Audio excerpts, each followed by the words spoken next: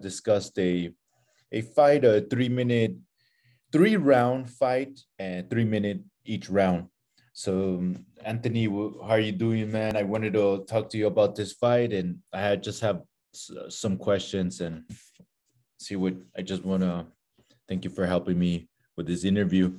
But I guess let's get into it. I know it was a loss by decision, and I wanted to ask you, what do you think that you could have done differently to change the outcome? Oh, my nutrition could have been way better for sure.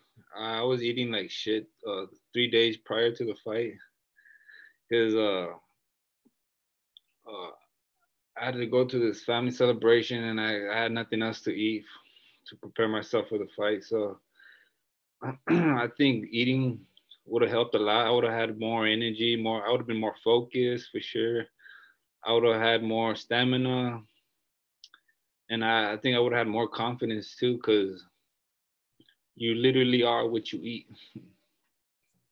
And can you, I guess, to just go into a little bit of into that, can you tell us a little bit of what you eat on a normal day, kind of what you have for breakfast? Yeah, well, in the morning I wake up. I'll wait 2 hours before I even drink a coffee, just so I can flush out my system. So like as soon as I wake up, I'll chug like at least like 3 4 cups of water, and then from there, I'll get my blender and I'll blend up 5 eggs, a cup of oatmeal, a scoop of protein, a scoop of peanut butter, and uh, and 2 cups of almond milk.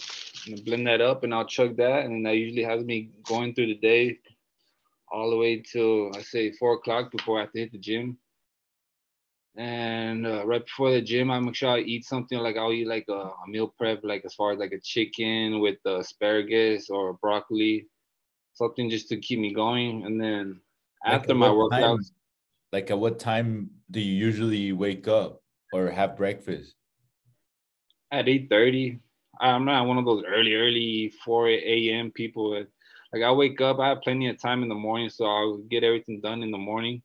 Yeah. So like I'll prepare myself in the morning, eat everything I gotta eat, drink everything I need to drink, take all my vitamins, my potassium, my all my zinc, my magnesium, all the good stuff. And then by the time I have to work out at night, I'll be ready and filled up and I'll be ready to go, you know. So I'll have dinner like around 4 5 p.m. And then after my workout, I'll drink another protein shake exactly the same way I made it in the morning, and I'll drink it at night after my workout for recovery before I sleep. And that is like 4 days out of the week or 5 days, or how many days do you kind of stick to Uh, the strict diet? when I'm preparing for a fight, it's a strict diet, so it's every day. But when I'm not fighting, it's usually like 4 or 5 days out of the week, and then the weekends I'll take it easy. And okay. And just to clarify, like when you're fighting, you're just kind of it's a amateur program, or like it's just for more of a hobby, or where do you want to go with this? I see it as a new skill to like maybe use in the future to help other kids, because like I want to help the community, because this is a good way to give kids that type of discipline to really like mature. And I feel like I could give like classes at night and help kids uh, become better fighters, you know. And I kind of do see myself going the long distance, but I still need to put my team together to help me take me to the long distance, you know. Like I still need that team together, you know, to help me go where I need to go. Because Okay. like nowadays, there's a lot of trainers who just half-ass your workouts, and they don't really they don't really care about you. You know what I mean? Yeah. I guess though that was one of my questions that we're kind of touched on. What is next for you? Do you rest after a fight like this, and how much time do you need to recover from a fight like this? And what's next for you in general? I mean, I like about teaching children and teaching the community about boxing, because it definitely builds some confidence and some good cardiovascular. Yeah, absolutely. It's good. Well, after a fight, like we usually take it easy. You hang out with the family and you have a little cheat day or whatever. But as soon as that next week comes in, you gotta prepare and you gotta get ready for your next fight. So usually I'll be back in the gym by Monday morning, and I'm there with the with kids working on their fights and making sure they got their techniques right and make sure they got the skill in order to win more fights. And do you use any like ice bath recovery? Are you using any? Oh yeah, I do the ice bath once a week. It puts you in a real feel good mood afterwards. Like it increases your endorphins and uh, it increases your dopamine.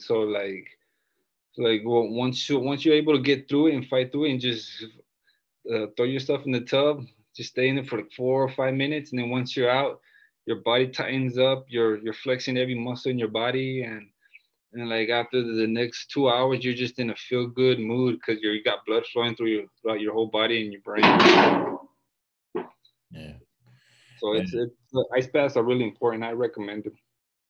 And like cold showers. Start with a cold shower at least. Yeah, cold showers is a good way to start because Yeah. once you throw in that ice, you should go into full numb. You can't even move. You can't. It's hard. You gotta work your way up. And did you learn anything from your opponent in this fight?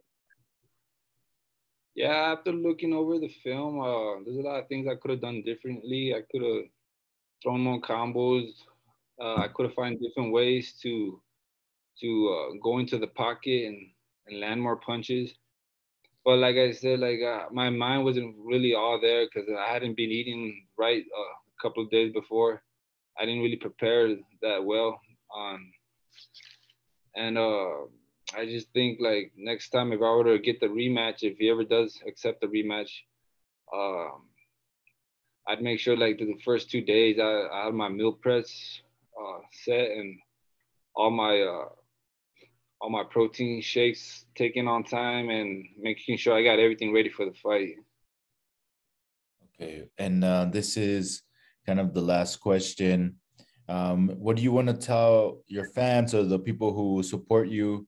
What do you got for the people? What do you tell us what you got going on and what do you want them to hear?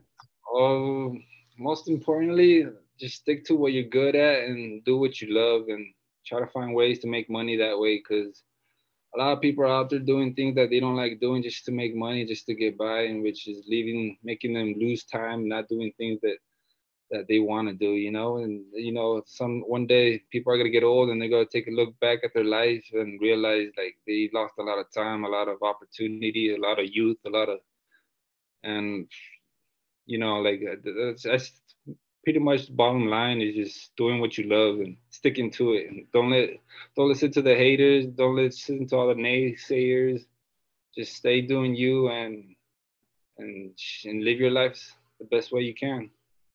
All right. Thank you, Anthony, for um, this interview, and good luck with everything. Good luck with everything with all your endeavors and teaching this kids with the boxing program or however you're doing. I know you're big into fitness, so however you're doing, good luck with everything. And thanks, man. Yeah, Hopefully, we can do this another time.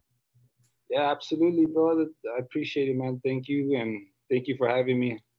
Anytime you need me, just let me know.